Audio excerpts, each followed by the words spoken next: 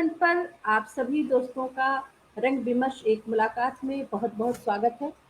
दोस्तों, अनेकता में एकता को संजोए हुए भारत उस गुलदस्ते की तरह है जिसमें भिन्न भिन्न रंगों के फूलों एवं पत्तियों को इस तरह रखा जाता है कि उनकी शोभा दुगनी हो जाए। इसी तरह हमारे देश की सीमा में विभिन्न राज्यों में एवं क्षेत्रों में अपनी अलग-अलग भाषा एवं संस्कृति के साथ इन क्षेत्रों की अपनी अलग-अलग ही लोकगीत, लोक नृत्य, लोक नाट्य परंपराओं की समृद्ध विरासत भी है। तो आज इलेक्ट्रॉनिक मीडिया में जो आप सभी देखते हैं कि उसकी चकाचौंध में जो बहुत सारी हमारी जो विधाएँ हैं, लोक विधाएँ हैं, कहीं लुप्त होती जा रही हैं। फिर भी हमारे बीच में बहुत से ऐसे रंगकर्मी हैं जो बचाने का प्रयास कर रहे हैं और प्रयासरत भी हैं। ऐसे लोक कलाओं को संरक्षण दे रहे हैं मध्य प्रदेश के सीधी से जिले से नीरज कुंदेर जी। तो उनका हम मंच पे स्वागत करेंगे। रंगकर्म ऐसे व्यक्तित्व हैं, ऐसे व्यक्तित्व से जुड़े हैं कुंदेर जी जिन्होंने संस्कृति व लोक नाट्यों की बारीकियों का अध्ययन किया तथा सीधी जिले की लोक कलाओं के संरक्षण संवर्धन हेतु 221 लोक कला ग्रामों का निर्माण किया।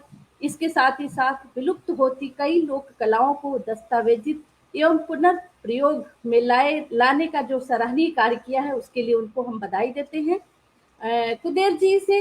और उनको जो है हम मंच पे उनका बहुत बहुत स्वागत करते हैं। और अभी तो जुड़े थे और मुझे लग रहा है हाँ जुड़ गए हैं। मैं उनको मंच पे सीधे आमंत्रित करती हूँ। शाश्वत मंच पर कुंदेर जी आपका बहुत बहुत स्वागत है। बहुत बहुत धन्यवाद जी। और मैं थोड़ा-सा आपका परिचय ही दे रही थी, लेकिन उस बीच में मुझे लग रहा है आपका नेटवर्क थोड़ा-सा खराब हो गया। जी। चूँकि जी आपने जी जो रिज़्यूम भेजा था उसको पढ़ा, आपने काफ़ी अच्छा काम किया है। तो सबसे पहले मैं लोक कलाओं के ऊपर मैं जानना चाहती हूँ कि आप लोक नाट्यों से जो कैसे जुड़े और लोक तत्वों का नाट्य प्रयोग किस प्रकार किया? लोक नाट्यों से जुड़ने में तो मुझे 3-4 साल लग गए। सबसे पहले मैं इंदौर में जब था तो वहां पर थिएटर से जुड़ा यूथ फेस्टिवल के माध्यम से। फिर संगीत नाटक एकेडमी की एक वर्कशॉप हुई 2006 में पचमढ़ी में। किरण भटनागर मैम उस समय संगीत नाटक एकेडमी की डिप्टी सेक्रेटरी थी। और उस जी, वर्कशॉप में पहली बार बसंत निर्गुणे सर से हमारा परिचय हुआ, मुलाकात हुई। बसंत सर आए हुए थे वहां पे पढ़ाने के लिए। और उसी वर्कशॉप में पहली बार लोक को मैंने जाना, समझा। और वहीं से यात्रा शुरू हुई लोक की। और लोक में जी, नाटकों, लोक जो तत्व हैं उन तत्वों के साथ नाटकों में जो मैंने प्रयोग किया। जी। नीरज जी, आपने नाट्य मंचों से भी जुड़े रहे, नाटकों की भी प्रस्तुतियाँ की, निर्देशन के बारे में भी बहुत सारा काम किया निर्देशन को लेकर, तो उसके बारे में कुछ बताइए। अजीत, बहुत सारे। नीरज जी जी, जी। हाँ मैं आगे आप बताएं। मीता जी, आपका मंच पे बहुत बहुत स्वागत है। अजीत राय सर जुड़ गए हैं।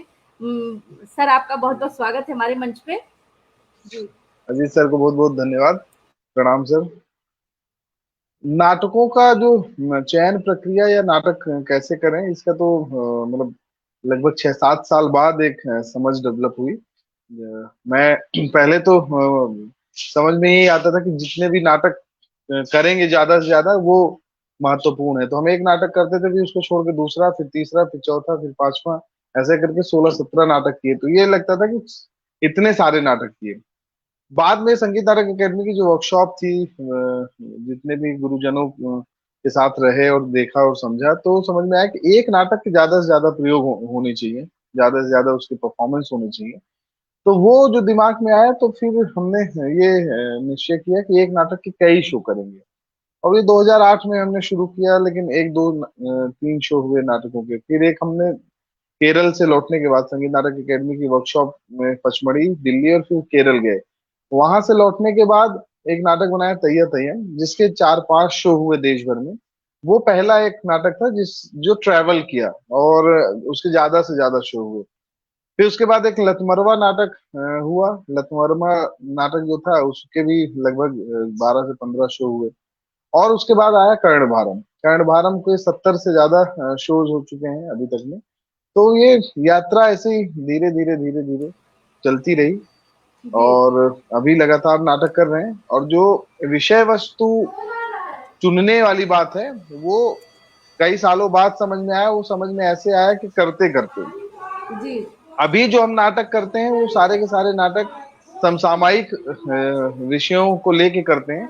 सारी जी कथाएं रहती हैं पौराणिक, लेकिन हम जी उसको मॉडर्न कॉन्सेप्ट में हम उस विचार को रखते हैं। जैसे हमने कर्णभारम किया, तो कर्णभारम में कर्ण तो है, लेकिन हमारे दिमाग में एक ध्यान में था कि एक ऐसी माँ का बेटा जो बिन ब्याही है। तो हमारे जी दिमाग में वो था, और वो उस कॉन्सेप्ट को लेके हमने वो नाटक बनाया। उसके बाद एक नाटक हमने किया, एकलव्य, भारंगम थिएटर ओलंपिक में हुआ था। जी एकलव्य का भी सीधा सीधा यही कॉन्सेप्ट था कि जो वर्तमान समय में शिक्षा का अधिकार सबको होना चाहिए, वो बिल्कुल आज भी सब लोग बोल रहे हैं शिक्षा का अधिकार होना चाहिए। उस समय एकलव्य के जहन में भी यही बात थी कि शिक्षा का अधिकार सबको समान होना चाहिए। जी तो पुरानी जो व्यवस्था थी और आज की व्यवस्था लगभग सेम ही है, एक जैसी ही है। तो उन सारी व्यवस्थाओं के ऊपर एक नाटक तैयार किया हम लोगों ने। और एक नाटक किया बर्बरीक। बर्बरीक भी मॉब लॉन्चिंग के ऊपर एक बहुत ही जबरदस्त नाटक हुआ, क्योंकि बर्बरीक की माँ ने कहा था कि हारे के साथ खड़े रहना, हारे का सहारा खाटू श्याम जी के पंचलाइन जी है। तो उनकी माँ का कहा हुआ था। तो मेरा एक ऐसा कॉन्सेप्ट था कि एक व्यक्ति को अगर भीड़ के 10 लोग मार रहे हैं और 100 लोग खड़े होकर देख रहे हैं, तो कम से कम 10 लोग बचाने के लिए आ जाएं, तो शायद वो व्यक्ति ना मारा जाए। और उसके साथ अगर उसने गलत किया है तो न्यायिक प्रक्रिया से जो भी उसको सजा मिले तो मिलनी चाहिए, लेकिन बिल्कुल हिंसा बिल्कुल नहीं होनी चाहिए। तो ये सारे बिल्कुल जो नाटक किए वो सारे के सारे पौराणिक कथाओं को लिया, और पौराणिक कथाओं को लेके जी आज के समय से जोड़ते हुए उन सारे नाटकों को हमने मंचित किया। बिल्कुल, आपने प्रयोग किए और बड़ी अच्छी बात बताई कि आपने उन प्रसंगों को लिया, जैसे क्लब की बात की आपने और कर्ण की बात की, कि जो मतलब एक वास्तव में एक जो है संवेदनशील मार्मिक प्रसंग भी है वो, और उनको लेकिन एक क्लब की बात करते हैं तो शिक्षा उसने ग्रहण की एक प्रतीकात्मक रूप द्रोणाचार्य का प्रतीक बनाकर। हाँ, ये अलग है कि नहीं, वो जब मैं उसको उस जी, उस उस चीज को मैं बोलना चाहूंगा, वो एक जी, लोक परंपरा से, जैसे वो जी, सेल्फ जी, स्टडी होती है, वो जी, लोक में है। मतलब जी, वो लोग किसी ने लिख दिया कि इस पद्धति से सीखा, तो सभी लोगों को लगता है उस पद्धति जी, से। लेकिन जी, लोक की कोई पद्धति नहीं होती, करत करत अभ्यास से वाला बिल्कुल, मामला बिल्कुल, है। बिल्कुल, तो बिल्कुल नीरज जी। तो लोक कलाओं पे आधारित जो है बहुत सारे आपने नाटकों जो अभी नाटक करते हैं या जो अभी निर्देशन, उसमें मुझे लगता है कि प्रयोग भी जो है लोक कलाओं को लेकर भी करते हैं।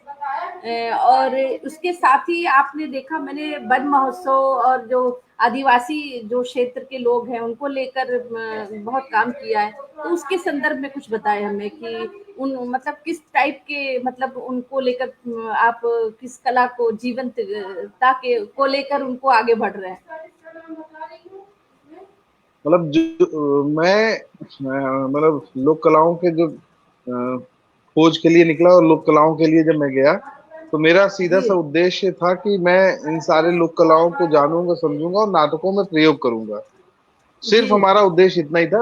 हम लोक कलाओं के बारे में पहले कुछ जानते भी नहीं थे, कुछ समझ जी भी नहीं जी थी। लेकिन जी जब उनके साथ हम रहने लगे, उनको देखा समझा, उनके साथ जब जुड़ाव हुआ, तो फिर हम सभी गांव गांव में जाके हमने एक परिवार जैसा एक माहौल मतलब एक बनाने की कोशिश की, और हम भी उसमें ढलने की कोशिश की। क्योंकि शुरू में जब हमने एक 2010 में एक वर्कशॉप किया था एक गांव में, वो असफल जी था। 1 महीने तक हम जाते रहे और नाटक तैयार करने की कोशिश करते रहे, और वो वर्कशॉप एकदम असफल थी, क्योंकि हम उसमें जी उन लोक कलाकारों को सिखाने की कोशिश कर रहे थे। जबकि वो जी हमारी नादानी थी, हमारी मूर्खता थी कि हम उनको क्या सिखाएंगे, क्योंकि वो तो अपने आप में मास्टर हैं। और बिल्कुल बाद में हमें एहसास हुआ, और धीरे धीरे हमने उनके साथ रह के उनसे सीखना शुरू किया। जब उनसे सीखना शुरू बिल्कुल किया, तब समझ में आया कि ये आर्ट फॉर्म क्या है। और उसके बाद जी लगातार लोग कलाकारों के साथ उठना बैठना हुआ। उनके जो कथानक हैं, लोकगीत हैं, उनको संग्रह करना शुरू हुआ। नरेंद्र जी लगातार संग्रह कर रहे हैं लोकगीतों का। रोशनी ने गांव गांव में लोक कलाग्राम बनाए और वहां पे ग्राम नाट्य कार्यशालाओं का आयोजन किया। तो ये जी लगातार जो चीजें हुई तो धीरे धीरे कई सालों में बन पाई, और अभी लगभग सीधी के लगभग 8 से 10 हजार लोक कलाकार जुड़े हुए हैं, और साढ़े जी तीन सौ से ज्यादा लोक कलाग्राम यहाँ पर स्थापित हैं। जी। और नीरज जी, मैंने देखा कि जैसे कि जो मैंने पढ़ा है, अब आप बेहतर बता सकते हैं क्योंकि व्यवहारिक जीवन में आप जी रहे हैं वहाँ पे लोक कला को। जैसे जी मान लीजिए अभी आप लोक संगीत की बात की है, लोक नृत्य की बात करें तो मैंने देखा आपकी क्लिपिंग में कर्मा नृत्य, राई नृत्य, बधाई नृत्य और भगोरिया नृत्य, ये जो प्रमुख रूप से, और भी होंगे मुझे नहीं मालूम, लेकिन ये जो मुख्य रूप से है ये कहीं पढ़ा है। तो ये विशेष ओकेजनों पे ये नृत्य का की परंपरा है। तो इसको भी कहीं न कहीं जो हमारे जो लोग हैं शोध कर रहे हैं उसको बचाने की कोशिश कर रहे हैं। तो इसके बारे में अगर कुछ स्मरण हो तो मैं जानना चाहूँगी कि ये क्या है? कर्मा के बारे में तो ख़ैर मैं थोड़ा पढ़ा है कि जो गोंड और जो वहाँ की एक जाति है, आदिवासी जाति है, उसका प्रमुख नृत्य है ये। एक जी, कर्मा जो शब्द है जी, कर्म से बना हुआ है, जी, और अब सोचिए कितनी समृद्धशाली परंपरा है कि उसको पूरे दुनिया भर में जाना जाता है। जी। जनेऊ संस्कार का नाम तो सुना होगा आपने, जनेऊ। बिल्कुल, बिल्कुल। अभी भी तो घरों में होता है। वो, जी, हाँ, तो जो जनेऊ है वो एक तरह से, मतलब देखा जाए, मैं इसकी पुष्टि नहीं करता, लेकिन वो एक तरह का कर्मा है, कर्म से जुड़ा हुआ है। जी। तो वो 16 कर्मा जो है, जी, वो नीरज जी हाँ, 16 संस्कार में एक संस्कार है वो। जी जी, तो जी, हाँ, तो वो कर्म ही है। मतलब जैसे वो जनेऊ जिसने धारण किया, 5 जगह जी, उसको भिक्षा मांगने के लिए जाना है, जी, भिक्षा मांग के वो जो परंपरा, वो कर्म है, मतलब उसको जी, जीवन की एक शिक्षा दी जा रही। तो वैसे ही कर्मा जो है, जी, जन्म से लेके मृत्यु तक का कर्मा है। जी, मतलब वो आदिवासी अंचल में जो कर्मा है, उसमें प्रेम गीत भी कर्मा है, मृत्यु गीत भी कर्मा है। जब किसी की डेथ हो जाती है तो हम शोक मनाते हैं, लेकिन वो लोग दसों के दिन गाते बजाते हैं। लेकिन उस समय जो उनके गीत होते हैं, जो कर्मा होता है, वो हमारे लिए उत्साह जैसा दिखेगा, लेकिन वो जी, दुख के कर्मा कर्मा होते हैं, फिलोसफिकल सॉन्ग होते हैं उनके। जी। आपके एरिया में राई नृत्य भी है, जो जिसका कुछ हिस्सा मुझे लगता है बुंदेलखंड में वो एक परंपरा है, कुछ बघेल खंड की भी परंपरा है। तो इसमें क्या होता है? राई नृत्य बेसिकली बुंदेलखंड की परंपरा है। जी, बघेलखंड में राई नहीं है, अहिराई है। जो अहिराई में, अहिर अच्छा। हाँ, अहिर करते हैं वो अहिराई है। तो जी, राई और अहिराई में ताल मात्राएं थोड़ी सी 19-20 अलग होती हैं, लगभग वैसी होती है। नगरिया का उपयोग होता है, डोर चौरासी जी, पहनते हैं। और इधर जो है अहिर जाति के जो लोग हैं वो उसको करते हैं, इसलिए उसको अहिराई बोलते हैं। और राई में भी जी, वेरिएशन है, जैसे अलग अलग अंचल में गए तो अलग अलग कॉस्ट्यूम बदला, थोड़ा सा रिदम बदला, थोड़ा सा मूवमेंट बदला। हमारे यहाँ जो अहिराई है, अहिराई में हमारे यहाँ जी, अहिराई लाठी है, जो मार्शल आर्ट जी, फॉर्म में लाठी खेलते हैं। तो जब लाठी जी, खेलते हैं तो उसको अहिराई लाठी बोल देते हैं। जब वो जी, बिरही गाना गाना गाते हैं तो, और उसके साथ करते हैं तो उसको अहिराई बोलते हैं। तो इस तरह से जी, अलग अलग अंचल में अलग अलग है। तो देखा बिल्कुल, जाए कि बिल्कुल। वो दो बहनें हैं, राई और अहिराई, ऐसा भी हम मान सकते हैं। जी, बिल्कुल सही कह रहे हैं। और देखिए मध्य प्रदेश से काफ़ी लोग यहाँ यूपी के भी जिनका विवाह हुआ है, मैं कुछ चीज़ें घरों में मैंने देखा है, एक डोमकच शैली जी से आप परिचित होंगे। जी तो वो जी विवाह के समय की वो परंपरा रही है, स्त्रियों को जब विवाह में लड़के चले आते थे तो उनको एक प्लेस मिलता था, सिर्फ़ महिलाओं को। तो उसमें तरह-तरह की जो वेशभूषा है, डोमकच, कहीं कुछ और नकटा भी नाम से जाने जाते हैं। ये जैसे कि उत्तर भारत में चले आइए तो कुछ लोग, तो वो परंपरा बड़ी अच्छी थी कि स्वयं ही महिला स्टेज पे अभिनय भी कर रही है, स्वयं गीत गा रही है, जिसको ढोलक बजाने आ रहा है वो ढोलक बजा रही है। तो ये जो शैली है ये मेरे ख्याल से अब आज के दिन में हम बात करें तो चाहे वो विवाह के समय की बात करें, आज भी जो शादियां हो रही हैं बहुत कम सी हो गई हैं। जो दादी नानी उस जमाने की लोग महिलाएं करती थी, अब तो वो धुनों पे डांस जो हो रही है तो जो मौलिकता तो खो रही है। तो इस मेरे ख्याल से इसी सबको बचाने के लिए आप प्रयास भी आप जैसे लोग कर रहे हैं। मैं आपसे ये जी जानना चाहती हूँ ये जो फॉर्म जी है, कि ये जी ये, ये जो, जी बोलिए। जी बताइए। ये जो फॉर्म है, ये फॉर्म मैंने जी आज तक देखा नहीं है, इसके बारे में सुना और पढ़ा है, जी और लोगों से भी सुना है, और गांव में भी जाके मैंने जी कुछ लोगों से सुना और कहा जाता है। लेकिन मैं इसमें दो चीजें बोलना चाहूंगा। जी दो चीजें वो हैं कि मतलब पहले क्या होता था कि सारे पुरुष पूरे गांव के लोग चले गए बारात। अब गांव में कौन है? कोई नहीं, सिर्फ महिलाएं हैं। जिस घर में सिर्फ महिलाएं हैं वहां पर चोरी की भी गुंजाइश होती है, डकैती की भी गुंजाइश जी होती है जी जी कि अगर जी सो गए तो कुछ दिक्कत होगा। तो सारी महिलाएं इकट्ठे होके रात भर गाना बजाना करेंगे, जागते रहेंगे, तो बस्ती। जी दूसरा जो हम दूसरे दृष्टि में देखें तो जब वो होता है तो उसमें लड़के अलाउ नहीं रहते, लड़कों को एकदम अलाउ नहीं रहता। लड़कियां अलाउ रहती हैं 11 12 13 साल की, 13 साल से बड़ी हैं, 14 साल 15 साल की।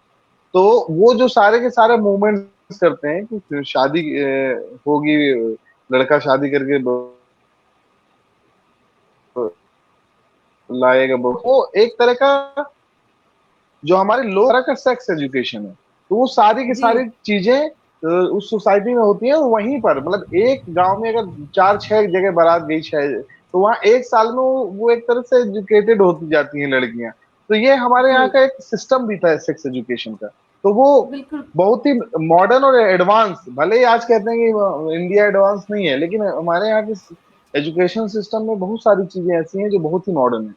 जैसे बिल्कुल कहा बिल्कुल जाता नहीं है कि अंग्रेज ही पति और पत्नी और डांस करते हैं, लेकिन हमारे यहाँ तो जितने भी आदिवासी अंचल के लोग हैं, लोक कलाकार हैं, सब अपनी पत्नियों के साथ डांस करते हैं, वो भी ग्रुप में डांस करते हैं, अकेले नहीं करते। बिल्कुल बिल्कुल, बिल्कुल।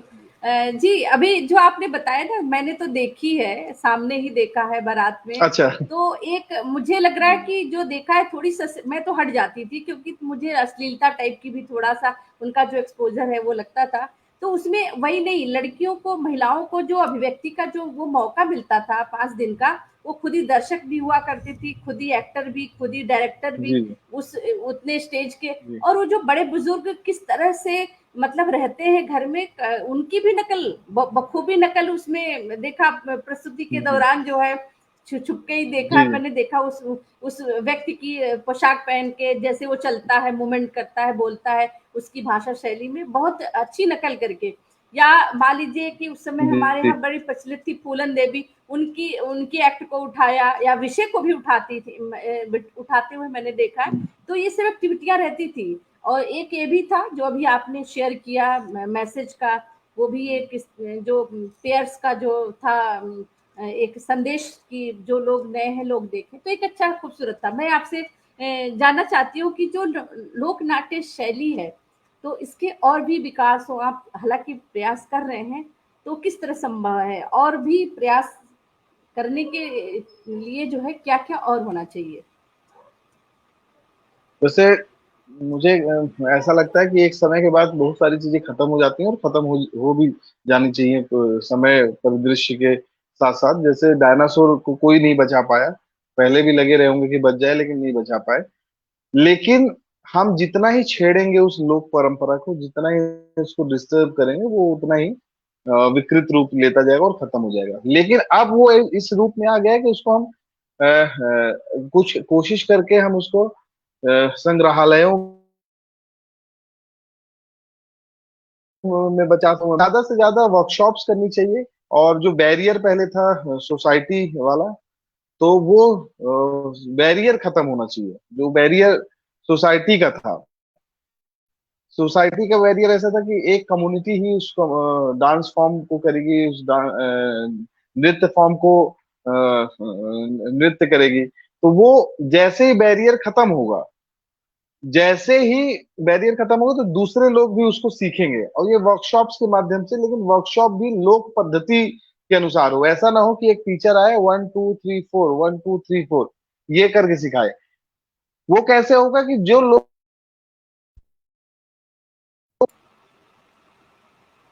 तो ऑटोमेशन, वो चीजें जी खत्म हो जाए, तो वर्कशॉप से बचाया जा सकता है। जी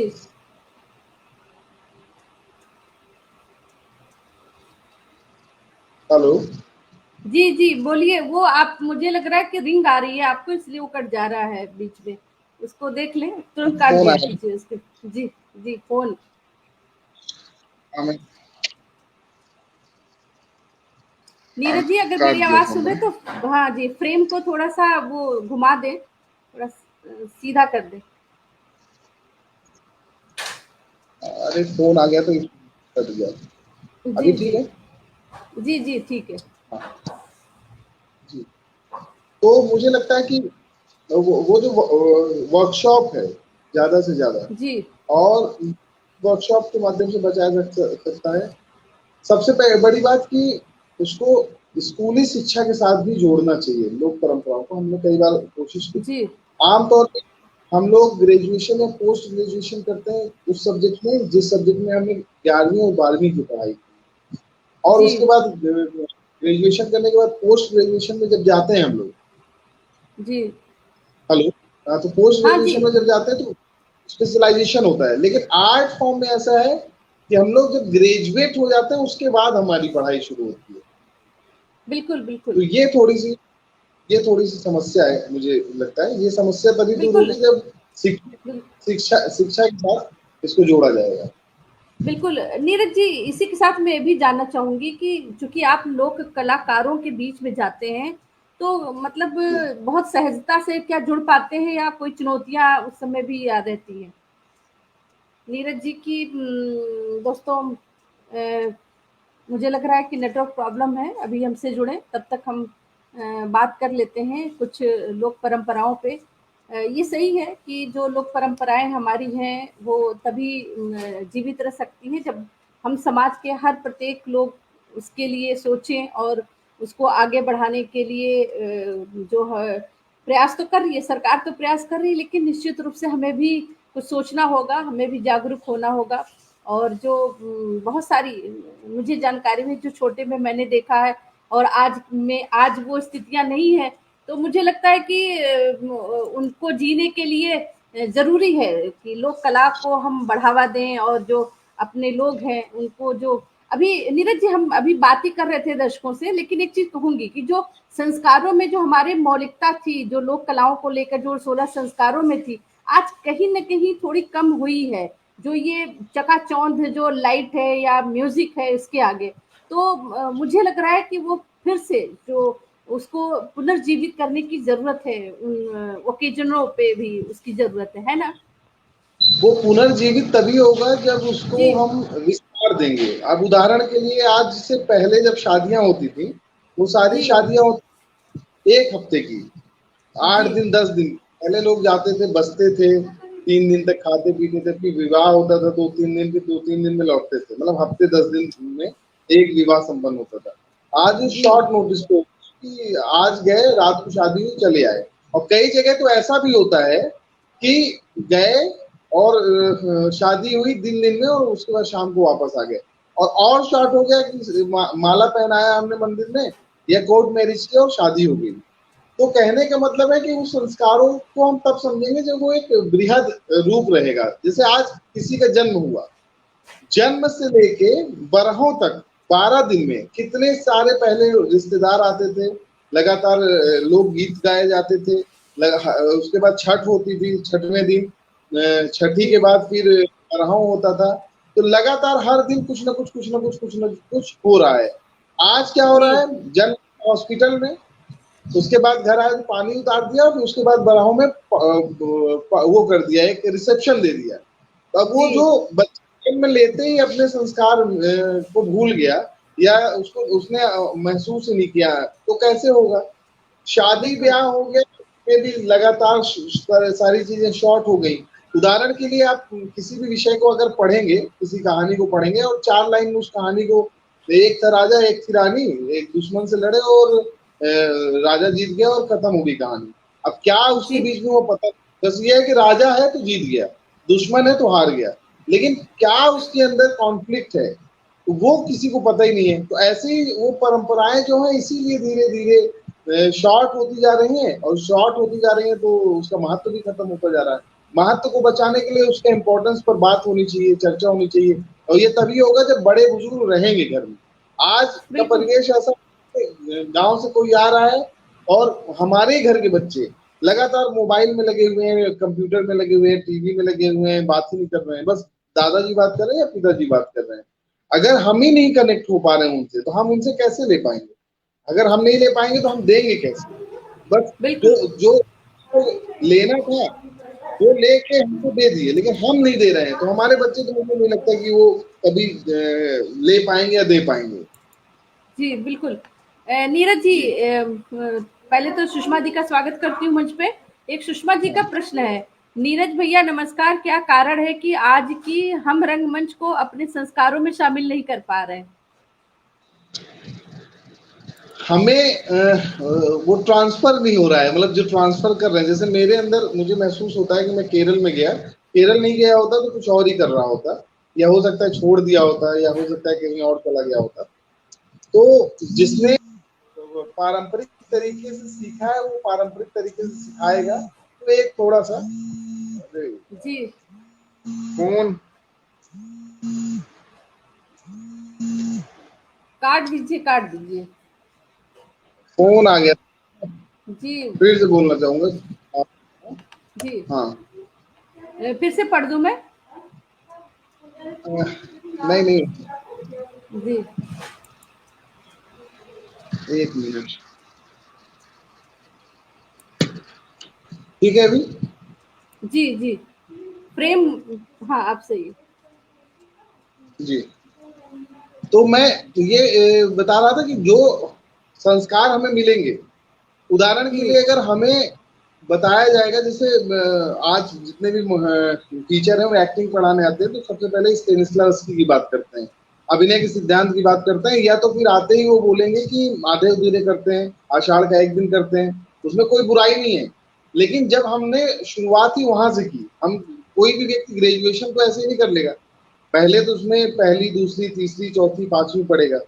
जो नाट्य शास्त्र है, उस नाट्य शास्त्र में क्या क्या चीजें हैं, नाट्य शास्त्र में चारी है, चारी का मतलब चलना, नाट्य शास्त्र में चलना सिखाया जाता है। नाट्य शास्त्र में आंगिक वाचिक आहार सात्विक है, बॉडी लैंग्वेज है, डायलॉग डिलीवरी है वाचिक, सात्विक है मेडिटेशन ऑफ कैरेक्टर, सात्विका है, आहारिक है कॉस्ट्यूम है। मतलब वो चारों चीजें पढ़ाई होंगी, कैसे चलना है, कैसे गाना है, कैसे मंच पर परफॉर्म करना है। अगर कोई भी एक्टर होता है मंच पे परफॉर्म कर रहा है, सबसे पहले कई लोग बोलते हैं हाथ का क्या करें, हाथ ऐसे करके बैठे हैं या हाथ खोल के बैठे हैं या हाथ पीछे करके बैठे हैं, वो जी। पता ही नहीं है। सब लोग अरे करो करो कुछ करो, कुछ करो, अच्छा नहीं लग रहा है कुछ करो, अब कुछ क्या करें, जो बता रहा है उसको भी नहीं पता है क्या करें, जो कर रहा है उसको भी नहीं पता है। तो अगर हम अपनी जी। परंपरा के हिसाब से चलेंगे, जैसे आप देखिए कोई भी लोक नृत्य है या कोई लोक नाट्य है, तो वो अपने हाथ में कोई ना कोई छड़ी लेके रखेगा, कोई ना कोई प्रॉपर्टी लेके रखेगा, ठीक है ना, वो हिलाता रहेगा, ठीक है ना, उस नाटक में उसका अभिनय हो रहा है, उस हाथ हाथ भी अभिनय कर रहा है, ठीक है। तो वो परंपरा से लेके आया है। उसके जो चारी है, लोक में जो चारी है वो चलना, आकाशचारी भूमचारी, तो वो जो चलना है वो भरत मुनि जी ने नाट्यशास्त्र में लिखा है, तो उसमें भी चलना है, और लोक में जो है उसमें भी चलना है। तो लोक वाले जो जी। चलते हैं वो देख सीखते हैं, तो उनसे गड़बड़ी नहीं होती। आज जो संस्कारों में कमी हो रही कि ट्रांसफर ही नहीं हो रहा है ना। हमारे जी। पास पता है, मेरे साथ समस्या आती थी कि एक्टिंग करते समय हाथ का क्या करें, बोल रहे हैं कर रहे हैं, जो अच्छे दोनों विधाओं के जानकार होते हैं वो जानते हैं कि हाथ में कोई प्रॉपर्टी दे रहे हैं। इसीलिए रियलिज्म वालों को देखा होगा आपने, या तो पानी पी रहे हैं बीच बीच में, या तो बिल्कुल। सिगरेट पी रहे हैं, या तो कोई मूवमेंट कर रहे हैं, जिससे कि बात करते करते उनका हाथ बिजी रहे। तो वो संस्कार तभी आएगा जब हम किसी ऐसे व्यक्ति से सीखेंगे जो जिस व्यक्ति ने उन सारी परंपराओं को सीखा है, समझा है, देखा है, या उनके ऊपर काम किया है। जो पुराने सारे लोग थे वो सारे के सारे लोग बहुत जबरदस्त काम करते थे। कमी आज ये भी आ गई है कि आज एक नाटक किया और फिर उसके बाद डायरेक्टर बन गए, दो नाटक किया उसके बाद डायरेक्टर बन गए। तो डायरेक्टर बनने का मतलब उनको लगता है कि डायलॉग बोलना है और मंच पे चलना है, कॉस्ट्यूम कर लेंगे, मैनेजमेंट कर लेंगे। जबकि उनको नहीं पता कि एक नाटक के भीतर कितने रहस्य होते हैं, कितने पॉलिटिकल गिमिक होते हैं, कितनी चीजें कैरेक्टर के अंदर होती हैं, कैरेक्टर के की एक कहानी होती है। बहुत सारे लोग उसको उस पर काम करते हैं, पता ही नहीं बहुत सारे लोगों को, बस ये लगता है कि हाँ ठीक है चलो याद कर लेते हैं डायलॉग और बोल देंगे। शुरू में हम लोगों ने भी ऐसा किया, लेकिन समझ में नहीं आता था कि क्या सही क्या गलत। तो ये बाकायदा ट्रेनिंग की एक का असर है कि धीरे धीरे उन सारी चीजों को हम लोगों ने समझा और वो प्रयोग में लेके आए। बिल्कुल, बिल्कुल, सही कह रहे हैं। अभी मैंने आपसे पूछा था कि जो आप लोग जो कलाकार हैं उनके बीच में जब आप जाते हैं, तो मतलब कितनी सहजता महसूस करते हैं? क्या कुछ चुनौतियाँ उनसे सामना करनी पड़ती हैं या बहुत सहज तरीके से वो मतलब आपसे जुड़ जाते हैं?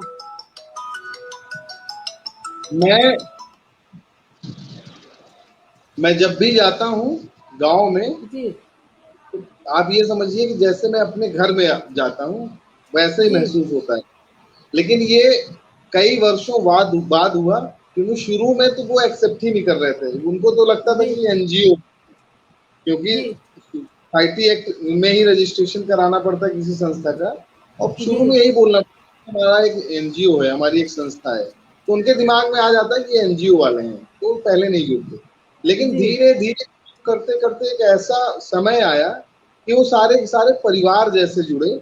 और आप कभी आइए सीधी, और आप किसी भी गांव में जाने के लिए बोलिए कि इस गांव में चलना है, उस गांव में चलेंगे, लोगों से मिलेंगे, आपको ऐसा एहसास नहीं होगा कि कोई बाहरी या कोई गेस्ट आया हुआ है, घर जैसा है। जी, घर पूछेंगे, अंदर जाएंगे, सब लोगों से मिलेंगे जुलेंगे गांव से, और जहाँ जिसके घर में बोल देंगे चलो खाना बना दो, सब लोग आए खाना खाना है, तो उस घर में खाना बनना शुरू हो जाएगा। तो आज तो एकदम सहज, मतलब घर जैसा ही है पूरा का पूरा। बिल्कुल, लेकिन एकदम इस शुरुआत में आपको चुनौतियाँ स्वीकार करनी पड़ी। अभी आपने एक बात कही थी बहुत सही कि किसी भी चीज़ के लिए अगर एनजीओ अगर जैसे संस्थाएँ जाती हैं, तो भले वो निःशुल्क या मतलब ऐसे ही जागरूकता के लिए जाएँ, लेकिन वो लोग वहाँ सोचते हैं इस बात को कि ये आए हैं, तो इनको सरकार ने पैसे दिए होंगे और ये हमको सिखा के फिर ये सिर्फ़ अपना काम करने के लिए आए हैं। तो ये मानसिकता थोड़ी-सी मुझे लग रहा है कुछ क्षेत्रों पे ज़रूरत है काम करने की, उनकी मानसिकता को जागरूक करने की, बदलने की, है ना नीरज जी? नीरज जी लगातार। जी, जी कुछ बोल रहे थे? मैं बोला हूँ लगातार उन सारे लोगों का शोषण भी हुआ है। लगातार बहुत सारे संस्थाओं ने सिर्फ अपना लाभ लेके उनको छोड़ दिया है, प्रोजेक्ट करने गए और छोड़ दिया। भले ही साल भर हमारे अभी 1 साल 1.5 साल से कोई काम नहीं, फिर भी हम लगातार उन लोगों से मिलते हैं, बीच बीच में जाते हैं, वो भी आते हैं। तो कनेक्टिविटी खत्म नहीं होनी चाहिए। अगर जी, कनेक्टिविटी खत्म हो जाती है तो फिर कभी संवाद होगा ही नहीं, और संवाद नहीं होगा तो निश्चित तौर पे हम उनके परिवार का हिस्सा नहीं रह जाएंगे। तो बिल्कुल। कनेक्टिविटी होनी चाहिए, और यही है कि 11 साल हो गए आज, सभी लोग जुड़े हुए हैं और लगातार जुड़े हुए हैं, और बहुत ही अच्छे से जुड़े हुए हैं। बिल्कुल और अभी संवाद की बात की तो मैं तो कहूँगी घरों में भी संवाद खत्म हो रहे हैं, वहाँ पे होना जी चाहिए ज़रूर क्योंकि संवाद नहीं है तो फिर मामला न्यायालय तक भी आ जा रहा है क्योंकि सब अपनी-अपनी मोबाइल में बिज़ी हैं, कोई कहाँ बिज़ी है और स्थितियाँ बदल रही हैं, तो संवाद तो बहुत ज़रूरी है, चाहे वो किसी भी रिश्ते को लेकर हो। जी, लड़ाई हो जाए तो हो जाए, लड़ाई जी, हो जी, जा बंद नहीं होना चाहिए। हमारे घर में भी हम बिल मतलब कभी कभी बिल्कुल, बहुत ज्यादा बिल्कुल। लड़ लेते हैं, साइलेंट नहीं रहते। साइलेंट रहने का मतलब है कि खत्म हो जाना। बिल्कुल, नीरज जी आपने वन महोत्सव को लेकर कुछ आपने किया था, ऑर्गेनाइज़ किया था कार्यक्रम, तो ये धन्यवाद। कॉन्सेप्ट कैसे जी, ये कैसे आपके दिमाग में आया और क्या किया? उस हर साल विश्व आदिवासी दिवस पर कुछ ना कुछ आयोजन होता है। इस बार जो हमने जी, आयोजन का नाम रख दिया वनवासी महोत्सव, कभी हरियाली महोत्सव और कभी आदिवासी महोत्सव, ऐसे करके कभी अलग अलग नामों से महोत्सव मनाते हैं। और जैसे अभी 14 सितंबर आ रहा है, 14 सितंबर को भी हम लोग महोत्सव मनाएंगे। ऐसे कुछ ना कुछ लगातार हम लोग करते रहते हैं। जी, तो उसमें मैं जानना चाहूँगी उसमें ख़ास क्या करते हैं? क्योंकि ये तो सभी को पता है कि प्रकृति को बढ़ावा देने के लिए या प्रकृति के प्रति जागरूक भाई प्रकृति और जीवन दोनों वहाँ से जुड़ा हुआ है, पेड़-पौधे, हरियाली से। तो ख़ास क्या प्रकृति उसमें आप रखते हैं कार्यक्रम? जी, प्रकृति और जीवन से ही कला और संस्कृति है। वनवासी महोत्सव में वन में रहने वाले जो लोग हैं, चाहे हम हो या कोई भी हो, वहां सब लोग रह सकते हैं। और जीव जंतु सारे के सारे जितने भी जीव जंतु हैं, सबका अपना अपना एक साउंड है। तो ये सारे जीव जंतुओं का महोत्सव था। आपने कभी भी फोक डांस देखा होगा या आमने सामने से, तो आपने एक साउंड सुना हो, हू हू, ऐसा करते हैं, या कोयल की आवाज निकालते हैं। तो वो जो साउंड आया कहाँ से आया है? वो साउंड नेचर से आया है। तो जो लोक नृत्य में रिदम है, जो लोक नृत्य में साउंड है, छाऊ देखिए पूरा का पूरा छाऊ हो गया या कलेरी पैट्टू हो गया, जानवरों के सारे स्टेप लिए हुए हैं। मंकी स्टाइल है उसमें, सिंघा है, गजा है, तो सारे के सारे जानवरों के स्टेप लिए हुए हैं। तो वो जो डांस फॉर्म बनता है, तो बिना जंगल के जीव जंतुओं के पॉसिबल नहीं है। स्नैक है, तो वो सारे के सारे जीव जंतु और प्रकृति में जितने भी प्राणी निवास करते हैं उन सब का महोत्सव है। और उसी के बाद हम लोग उसके ऊपर जो फेस्टिवल में कोई ना कोई प्रस्तुति करते हैं और उस पर चर्चा करते हैं, और चर्चा में बड़े बड़े विद्वान आते हैं, सुनते हैं और सीखते हैं उनसे कि और भी कुछ नया मिल जाए सीखने के लिए। बिल्कुल बिल्कुल, और बहुत अच्छी अभी थॉट आपने बताया कि उस विषय वस्तु को भी लेते हैं जो उससे जुड़े हुए ये प्रकृति सौंदर्य से, बहुत अच्छी बात है। आपने चूंकि लोक कलाओं पे काम किया है, परंपराओं पे, तो मैं जानना चाहूंगी कि परंपराओं पर जो किए गए नाट्य प्रयोगों के बारे में कुछ बताएं, आपने कुछ किए हो। मतलब परंपराओं में जो परंपरागत चले आ रहे हैं उस पर प्रयोग तो नहीं किया है। मतलब नाटकों में लोक तत्वों और जो आदिवासी तत्वों को लेके हमने अपने नाटकों में प्रयोग किया है, लेकिन किसी भी लोक नाट्य को हमने प्रस्तुत नहीं किया है एज इट इज उठा के। लोग जो कथाएं हैं उनके ऊपर काम हुआ है, लेकिन लोक नाट्य पर ऐसा नहीं कि कोई लोक नाट्य था उसको हमने अपने हिसाब से अपने ग्रुप के साथ किया, ऐसा नहीं जी। तो आप तो नीरज जी वहाँ ग्रुप चलाते हैं, बच्चों का क्या इंटरेस्ट रहता है जो ग्रुप से जुड़ते हैं बच्चे आजकल के? बहुत सालों का अनुभव ये समझ में आया कि 90% तो मुंबई जाना चाहते हैं जी। और इसमें कोई बुराई नहीं है, क्योंकि थिएटर में स्थिरता नहीं है। थिएटर में सबको समझ में आता है कि सरवाइव का बहुत समस्या है, और कई लोग थिएटर भी करते हैं, लगातार थिएटर करते हैं, और मुझे लगता है कि किसी भी चीज में बुराई नहीं है। पर यह है कि थिएटर को छोड़े ना। और थिएटर मुझे लगता है कि जितने लोग यहाँ से गए होंगे सीख के वर्कशॉप में ग्रुप में रहते, तो थिएटर की बुराई तो कोई नहीं करता। सबको यही लगता है कि थिएटर हमने किया हुआ है तो हमारे लिए। लेकिन नीरज जी एक बात आती है, अगर हम किसी को आमंत्रित कर रहे हैं अपने रंगमंच विधा को और विस्तार करने के लिए, तो हम नाटक क्यों करें? ये हमसे अगर वो पूछता तो हम क्या बताएं, बताइए। देखिए, ऐसे तो हम किसी भी साइंटिस्ट से पूछ दें कि क्या खोज रहे हो आसमान में, कुछ मिली बिल्कुल। वो क्या बताएगा? चांद में पानी मिल जाएगा तो हम पी के क्या कर लेंगे, वो क्या बताएगा? वो भी अपने देंगे कि जीवन वहां संभव है कि नहीं है। इसके पहले कोई, देखिए हमारा जो इतिहास है वो हमारे भविष्य को निर्धारित करता है। तो ऐसे ही हमारी जो लोक परंपराएं या नाटक हैं वो हमारा इंटरेस्ट का विषय है। हमको उसमें कंफर्ट जोन लगता है, हमें सहज महसूस होता है। जैसे कि कोई भी व्यक्ति जंगल में रहता है उसको सहज महसूस होता है, कोई भी व्यक्ति शहर में रहता है उसको सहज महसूस होता है। जानवर जंगल में रहते हैं, हिरण जंगल में रहता है तो भय से भयभीत रहता है कि शेर खा जाएगा, लेकिन वो इस भय से शहर में नहीं आता, वो जंगल में ही रहता है। तो इसलिए मुझे लगता है कि मतलब डरने की जरूरत नहीं है इस विषय में। बिल्कुल सही कहा आपने। और एक वो भी है, बात भी है कि मनुष्य जो है संगीत और साहित्य कला के जो बिना विहीन भी है, ऐसा हम मानते भी हैं। और हर आदमी की जरूरत अपनी रिस्पॉन्सिबिलिटी होनी चाहिए कि उस कला संस्कृति को, अपनी कला संस्कृति को जीवित रखे। और इसी के आपने लिखा था रिज्यूम में 221, शायद आपने शोध वर्क भी काफी किया। तो ये किस तरह का शोध वर्क किया है आपने, किन लोक तत्वों को लेकर? नहीं, 221 नहीं होगा, वो 221 लोक कला ग्राम होंगे जो अलग अलग। अच्छा, 221 ग्राम में किया है आपने।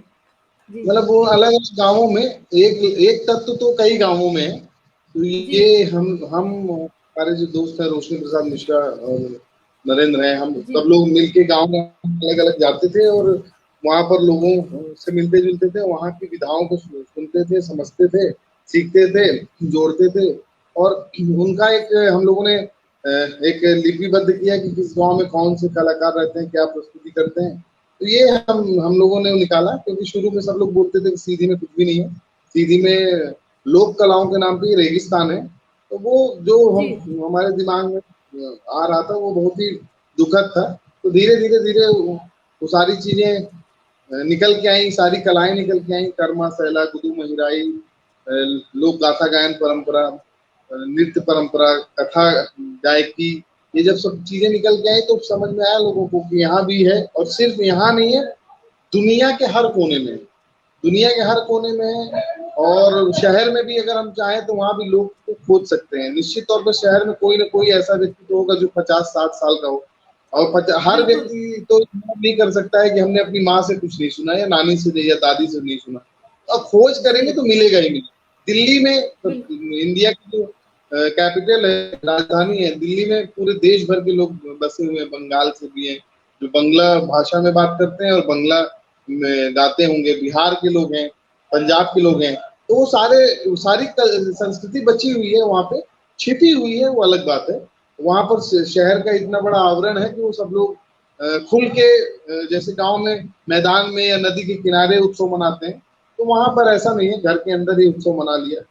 तो मुझे लगता है कि हर जगह संभावना है लोग को खोजने की। बिल्कुल नहीं, मुझे देखिए एक जो परिवर्तन आ रहा है, चाहे एजुकेशन को ले ले, चाहे परिवेश को, भाषा शैली को लेकर, तो इसके पहले हम सिर्फ उनको ही दोषी नहीं दे सकते जो आने वाली पीढ़ियां हैं, बल्कि हम उन माता पिता को भी कहेंगे, क्योंकि हर आदमी इंग्लिश मीडियम की शिक्षा देना चाहता है। हर आदमी एक आउटलुक, जो स्मार्टनेस की क्या डेफिनेशन है आई डोंट नो, बट वो चाहता है कि मतलब वो धोती कुर्ता में जो हमारा एक भारतीय, कहीं अलग अलग वेशभूषा जो है उसमें पारंपरिक वेशभूषा में बच्चों को नहीं रख रहा है या सीख दे रहा है। तो कहीं ना कहीं मुझे लगता है कि हम भी जिम्मेदार, चाहे वो खान पान की बात करें, जो पाश्चात्य शैली है, भाषा उसका लोग प्रयोग कर रहे हैं, हमें लग रहा है कि बढ़ो, उस विधा को अपनाओ, लेकिन अपनी मौलिकता को बरकरार रखो, अपनी पहचान को मत भूलो।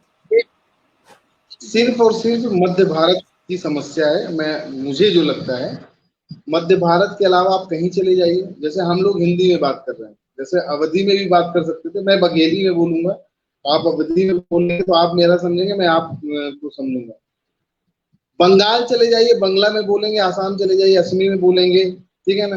आप केरला चले जाइए, मलयालम में बोलेंगे, तमिलनाडु चले जाइए, तमिल में, आंध्रा तेलुगु में, कन्नड़ कर्नाटका, महाराष्ट्र में मराठी। कोई ऐसा व्यक्ति नहीं जो अपनी भाषा बोलने में शर्माता हो, और हर जगह एकदम कॉन्फिडेंस के साथ। बस मध्य भारत में ये पता नहीं क्या समस्या आ गई है कि अपने लोग बोली, सबसे पहले वो मुझे लगता है नींव है, बोली ही नहीं बोलते। जैसे ही बोली बोलेंगे तो उनको बोला जाएगा ये गंवार है, ये गांव के लोग हैं। अगर उन घर से ये छूट मिल भी जाती है तो मोहल्ले वाले परेशान करेंगे, शहर वाले, कॉलेज वाले, स्कूल वाले।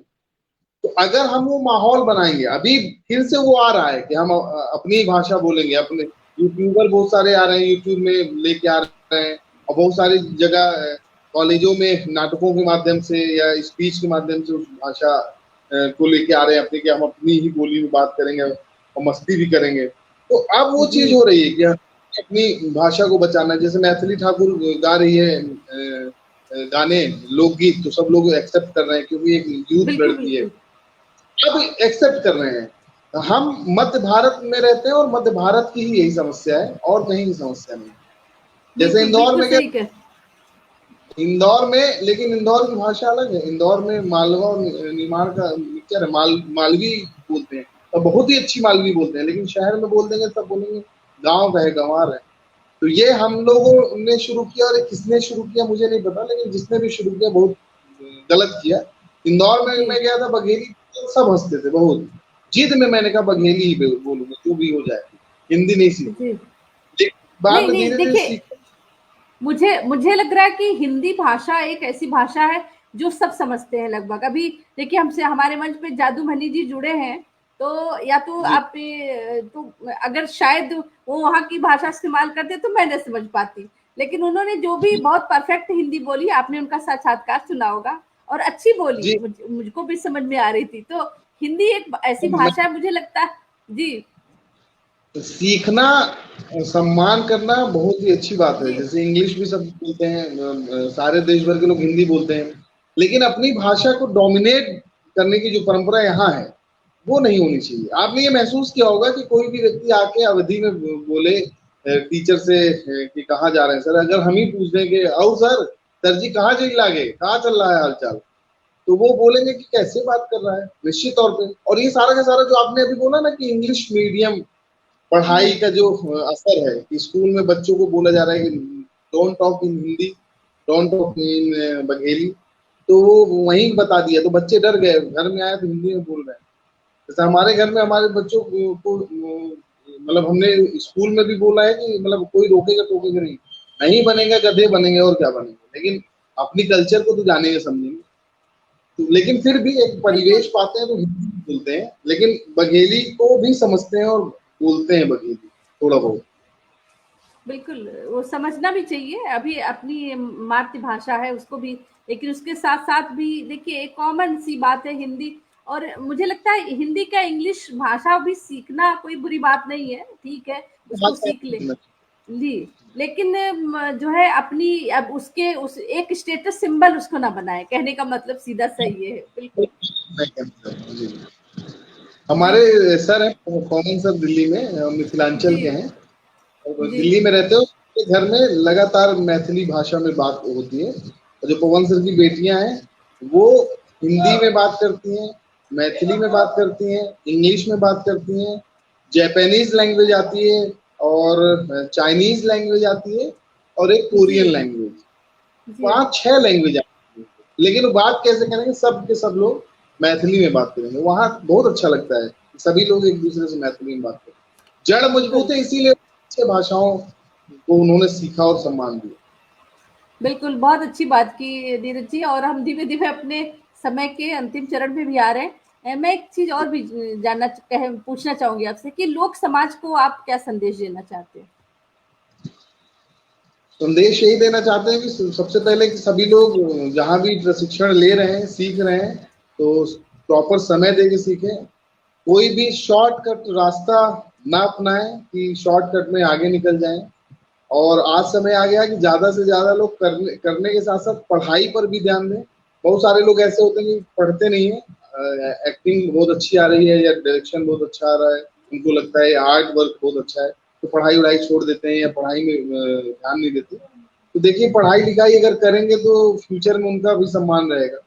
सिर्फ मेहनत बिल्कुल, करते करते वर्तमान में आप सरवाइव कर जाएंगे, लेकिन 2-4 साल 10 साल 15 साल बाद एक समय ऐसा आएगा जहां पर वो वैल्यू नहीं मिलेगी। तो मैं यही बोलूंगा सब लोग पढ़ें लिखें, और जहाँ भी रहें तो स्थिरता के साथ एक समय निर्धारित करके रहें, तो मुझे लगता है कि अच्छे से सीख बिल्कुल। पाएंगे। नीरज जी, थोड़ा-सा मैं जानना चाहूँगी कि आप जो रंग कर्म के प्रसिद्ध जो निर्देशक रहे हैं, उनके साथ भी आपका काम है, देखा है मैंने, तो उनका अनुभव कुछ हमसे शेयर करें। ऐसे बहुत सारे गुरुजन रहे हैं, जी, और जिनसे मैंने सीखा है। इंदौर में यूथ फेस्टिवल के दौरान जिन्होंने सिखाया वो सब भी बहुत महत्वपूर्ण थे, क्योंकि वो नींव के पत्थर हैं हमारे। तो उसके बाद जी, संगीत नाटक अकेडमी की बात में बहुत सारे गुरुजन मिले, आनंद भैया जी, थे, और वहाँ पर हमारी मुलाकात बसंत निर्गुणे सर से हुई। बसंत सर से ही लोक के बारे में मैंने सीखा और जाना। अलकनंदन जी उस वर्कशॉप के कैंप डायरेक्टर थे, उनसे सीखा। केरल में पणिक्कर सर के पास गए, पणिक्कर सर से तो सारा का सारा जो हमने कहा विस्तार विस्तार वाली सारी चीजें वहां से सीखी। सतीश आनंद सर से बहुत कुछ सीखा। संजय उपाध्याय सर हमारे हैं, जिनके साथ में 6-7 साल 8 साल रहा भोपाल में, और लगातार उनके उनके काम को देखा मैंने, उनकी प्रोसेस को समझा, उनसे लगातार बातें हुई। तो उनसे उनका असर बहुत सारा मेरे अंदर, पणिक्कर सर का और संजय सर का। तो जी, वो सारे गुरुजन जो है वो सबके साथ अपने आप में आर्ट के विकिपीडिया है, और सभी चीजों को ऐसे मतलब जीवन है उनका, मतलब वो सांस लेते हैं तो कला में ही लेते हैं। मतलब अगर वो कुछ भी कहते हैं ना कि वो पारस है, जिस पर हाथ रख जी, देंगे तो वो सोना बन जाएगा। लेकिन सोना बनने के लिए उस पत्थर को भी बहुत सालों तक तपस्या करनी पड़ेगी कि वो पारस हाथ रखे। तो मुझे लगता है कि इन सभी गुरुओं से मैंने बहुत कुछ पाया है, और तभी पाया है जब उनके साथ लगातार मैं रहा हूँ और उनके सानिध्य में उनकी बात को मैंने आत्मसात किया है। और कई बार ऐसा होता है कि जो स्टूडेंट होते हैं तो वो तुरंत क्वेश्चन मार्क लगा देते हैं और शक करते हैं कि अच्छा ये बता रहे हैं, अच्छा उन्होंने तो ये बताया था, उन्होंने तो ये बताया था। तो ये जो सारी चीजें वो नहीं होनी चाहिए। हर गुरु अपने दृष्टि से पढ़ाता है, हर गुरु अपनी दृष्टि से करता है। जैसे दुनिया भर में कपड़े पहनने के स्टाइल अलग अलग है, खेती करने का स्टाइल अलग अलग है, भोजन करने का स्टाइल अलग अलग है। तो हम ये नहीं बोल सकते वो अच्छे तरीके से नहीं पहनता, अच्छे तरीके से नहीं खाता, अच्छे तरीके से खेती नहीं करता। हर व्यक्ति का जीवन शैली अलग है, ऐसे हर गुरु का सिखाने का तरीका अलग अलग है। लोग 2 4 6 लोगों के साथ काम करते हैं और फिर जो अच्छा लगा तो वो अच्छा है, और जो अच्छा नहीं लगा वो बोलते हैं ये अच्छा नहीं है। तो ये सब इन सब चीजों से थोड़ा सा दूर रहेंगे तो मुझे लगता है कि बहुत खुशी होगी मुझे, और वो सीख पाएंगे। बिल्कुल। आप कुछ लेखन का भी कार्य कर रहे हैं, उसके संदर्भ में कुछ बताएं। अभी तो लिखना बहुत कम हो गया है। पहले मैं जी। कविताएं लिखता, कविताएं लिखते लिखते ही मैं नाटक करने आया, और जी। उसके बाद फिर कुछ नाटक हमने शुरुआती दौर में लिखे, फिर रोशनी और मैंने मतलब साथ में मिलकर लिखा।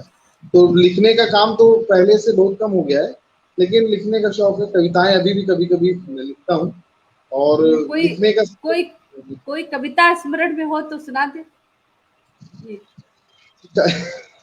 मैं मंची कवि नहीं, वो बोलते नहीं बनता। मतलब बोलने में थोड़ा सा लगता है कि कहीं कुछ गड़बड़ ना हो जाए। दो नहीं दो नहीं, लाइन उसको छंद मुक्त कविताएं तो सब पढ़ रहे हैं ना आजकल उसमें। मुक्त है, मुक्त छंद की भी है, शेरो शायरी भी है कुछ। जी एक जी दो जी। दो लाइन एक सुना देता हूँ जो मतलब बहुत प्रिय है और याद जी रहती है। ऐसे तो बहुत कविताएं याद ही नहीं रहती क्योंकि पढ़ते नहीं। मुश्किलें पल पल करवटें बदलती रही, मुश्किलें पल पल करवटें बदलती रही, इतनी वफादार थी कि साथ साथ चलती रही। मुश्किलें पल पल करवटें बदलती रही, इतनी वफादार थी कि साथ साथ चलती रही। उसके आगे और भूल गया, मुझे कुछ कुछ था। लेकिन इतना अच्छे प्यार था शब्द है। मुझको। हाँ, जी मतलब लिखते थे, बहुत सारा लिखा है, लेकिन मंच में कभी नहीं पढ़ा। वो नाटक के हिसाब से कुछ कुछ लिखा, नाटक के जी। हिसाब से। जी। चलिए उसका एक आपसे फायदा, आज। जी लिखने का यही फायदा हुआ कि स्क्रिप्ट रीडिंग, स्क्रिप्ट पर काम करने का एक अच्छा अनुभव मिला। और जब भी हम स्क्रिप्ट पढ़ते हैं तो उसकी दृष्टि को समझने में बड़ी आसानी होती है। जैसे कोई भी व्यक्ति फिजिक्स के वर्ड्स लिखे होंगे, अगर फिजिक्स का आदमी हो तो पढ़ लेगा सर, हम नहीं पढ़ पाएंगे, कॉमर्स वाले हैं। तो ऐसे ही जो काव्य होता है या कथानक होते हैं तो हमारे समझ में, मुझे लगता है कि जल्दी समझ में आता है, और 2 4 6 बिल्कुल बार पढ़ते हैं तो आत्मसात हो जाता है। बिल्कुल बिल्कुल सही कहा। और हमारे जो राइटर रहे हैं, महाकवि रहे हैं, तो उन्होंने सिद्ध भी किया है। बहुत अच्छी अच्छी सुंदर कविताएं रचनाएं लिखी हैं। तो आज भी है, कुछ लोग पढ़ते हैं कुछ लोग नहीं पढ़ते हैं, तो वो एक अलग बात है। रचनाएं तो मुझे लगता है प्रकृति की देन है, जो माँ सरस्वती विराजमान होकर उसकी जीवा पे आ जाती है, लेखनी चल पड़ती है। नीरज जी, आपसे आज मुलाकात करके बहुत अच्छा लगा, बातचीत भी करके। और आप ऐसे ही प्रयास करते रहें जिस जगह पे हैं, और सभी रंगकर्मी जहाँ पे हैं कुछ न कुछ अपना प्रयास जो कर रहे हैं करते रहें। आप मेरे मंच पे आए, आप इसके लिए बहुत बहुत आपका धन्यवाद। और बहुत सारे दर्शक हमसे जुड़े, उनका भी धन्यवाद, जो फेसबुक हमारे मित्र हैं, हमारा मनोबल बढ़ाते हैं, हमारे मेहमान का मनोबल बढ़ाते हैं जुड़ के, उनका भी बहुत बहुत स्वागत है और उनका भी बहुत बहुत आभार। आपका भी बहुत बहुत जी धन्यवाद, आपने अवसर दिया बातचीत करने का, थोड़ा बहुत आप सीखने का, सब कुछ साझा करने का। बहुत बहुत धन्यवाद, और जितने भी दर्शक करते हैं सभी को प्रणाम। धन्यवाद।